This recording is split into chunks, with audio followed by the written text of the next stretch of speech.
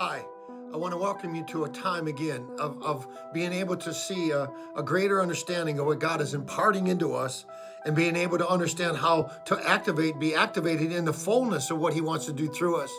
And if we truly grasp the reality of what God is and what He's wanting to see done, we'll see the advancing strategy of His heart beginning to be empowered within ours. And the whole foundation of it is in the kingdom. Jesus said He came to preach the gospel of the kingdom, not the gospel of anything else, the gospel of the kingdom. And when we embrace the kingdom, we function fully in all that God has originally intended us to walk in. So we're heirs of that kingdom.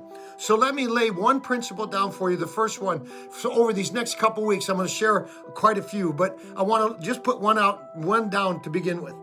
The kingdom principle of a king is the king is the essence of all that represents the kingdom. The king is the ultimate authority of that kingdom and the functional expression of the kingdom. The king is never voted in or voted out. He's king.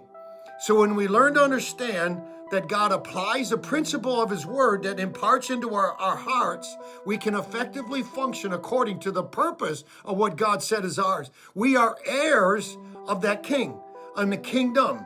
So in 1 Timothy chapter 1, verse 7, it talks about being eternal, immortal, and invisible, the God of all glory, the King of all kings. When we learn to understand how to apply these principles, we can effectively function in what God is wanting to activate in us, what He wants to birth through us, and where we can begin to implement the strategy of what He's doing with us. As I continue to move forward in these, I want you to grab onto truth and walk effectively into His promise, because God is opening the door for a breakthrough. Get ready to advance in the understanding of the kingdom of God.